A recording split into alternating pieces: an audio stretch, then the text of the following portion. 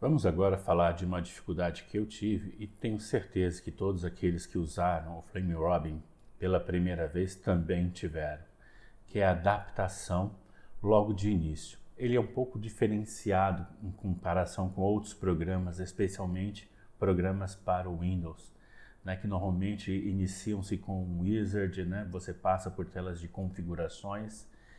Bom, parece que o Flame Robin foi feito de um programador para outros programadores. Então ele assume que algumas pessoas vão, quando começar a usar, estudar um pouco mais nessa ferramenta. Às vezes isso não acontece. Por isso, vamos falar agora do início e o ajuste de preferências. Então eu vou carregar o Flame Robin pela primeira vez e note um bip, uma mensagem de erro aparecendo, mas não é. Como você pode ver aqui, ele está fazendo um aviso de que o arquivo de configuração dele foi criado. É a primeira vez, né? Então ele gera realmente um arquivo de configuração nesse diretório. No diretório dentro da sua profile, no caso do Windows, appdata, local, Flame Robin. Ok? No Linux é igual, com exceção de que o nome da pasta é .flamerobin no seu $home. Aproveite para guardar este arquivo ou este diretório, né, num pendrive, num outro diretório, porque você pode aproveitar esses arquivos para restaurar a configuração caso você as perca. Ou aproveitar, copiar esses arquivos e levar para uma outra máquina ou outro sistema operacional e reaproveitar as definições que você já tem aqui. Ok? Então vamos lá, vamos dar um ok aqui. E a janela de início dele é assim, é essa padrão, tá bom? Você normalmente vai registrar seus bancos de dados debaixo dessa opção localhost aqui. Mas eu sou um pouco diferente, eu não faço isso. Então eu vou fazer aqui um unregister. Então o que você vem aqui é sempre os seus servidores, tá? Localhost é um servidor. Então eu vou desregistrar e vou registrar aqui, tá? Um servidor local, então eu vou chamar de local, tá? Display name pode ser qualquer nome, tá? Eu vou chamar de local, tá? E dentro de local eu vou registrar os bancos de dados, tá? Meus bancos de dados locais, tá? Eles estão aqui no meu c:/temp. Então eu vou colocar aqui um banco de dados, por exemplo, chamado SES22, vou aqui, né? Vou usar usuário e nome, né? Então sysdba, a senha é a padrão, master key, né? Master key, tá? E nesse caso desse banco aqui, se eu não me engano, ele é ISO, tá? Eu não tenho certeza. Mas se você carregar ele como um ISO errado, olha só o que acontecerá.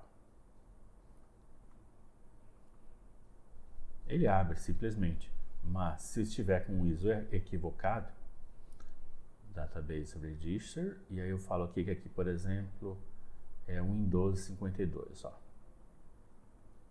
Tem essa advertência, tá vendo? Então você não precisa se preocupar quando você registra o banco de dados errado. Então eu não quero prosseguir, né? Vou desconectar e vou mudar novamente para estar tudo certinho. Tá ok? Então é ISO 88591.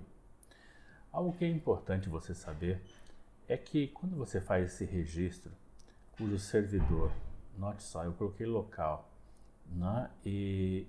Mas eu não coloquei nem o hostname nem porta, você está fazendo um acesso embarcado. O acesso embarcado, o que é? O acesso embarcado é um acesso que você faz fisicamente ao arquivo, né? Então, quando você, por exemplo, eu coloquei master key aqui, note, se eu colocar algumas letras a mais, ó, ele vai abrir do mesmo jeito. Por quê? Porque a autenticação está sendo ignorada nesse caso. Ela está sendo ignorada completamente. Então é um acesso embarcado. Não tem problema nenhum você fazer um acesso embarcado para desenvolvimento.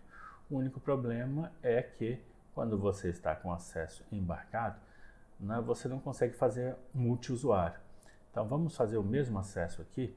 Agora vamos fazer o acesso remoto. No acesso remoto você tem que identificar o hostname, né, por exemplo, localhost, e a porta. Né? No caso aqui nesta máquina é 3040, não é 3050, que seria o padrão. E aí eu vou registrar agora a mesma base de dados. Aqui, né? Vou usar o usuário e vou usar a senha Master Key. É o char7 ISO. Ok.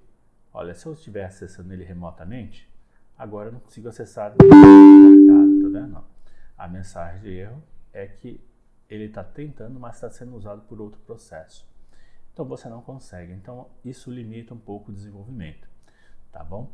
Então, mas se eu quiser um acesso local, como é que eu faço? Olha, você vai ter que usar o protocolo XNet. Então você vai colocar XNet // na frente. E aí, agora você tem que acertar a senha Master Key. Ok? Pronto. Agora você pode abrir aqui e você pode abrir aqui no remoto também. Tá? Num deles você está fazendo um acesso remoto, ou seja, usa o protocolo de rede, usa a porta. No outro está fazendo um acesso local, usa o serviço de banco de dados, mas não preciso me preocupar porque ele não está acessando o arquivo fisicamente como se fosse um acesso embarcado. Né? Ele acessa via o serviço chamado Firebird, tá ok? E não precisa de porta. Novamente, lembre-se que aqui ó, eu não tenho porta nenhuma, é local, tá bom? Tá? A única coisa que eu fiz é, ao registrar o banco de dados, colocar XNet na frente, tá bom?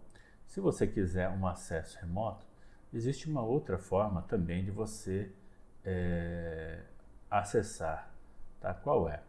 Vamos criar aqui, ó, registrar um serviço chamado iNet.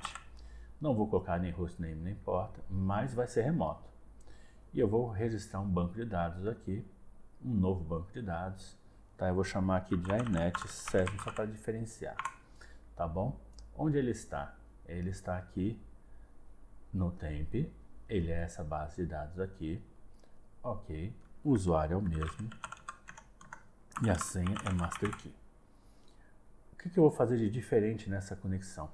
Eu vou colocar inet //. Inet significa que ele vai usar o protocolo de rede. Ao não identificar nem servidor, nem porta, tá? Porque eu deveria ter aqui localhost, né? E deveria ter aqui 3040, tá? Mas ao não fazer isso, tá? Eu estou dizendo que o endereço é o localhost. Ele entende direitinho, né, como localhost. E funciona? Olha só, funciona, tá bom? Então você não precisa muito se apegar a como você registra os servidores, né? Desde que você saiba quais são os prefixos, né, com que você vai registrar a sua base, né? Então aqui net eu já coloquei o localhost aqui, ó, tá vendo?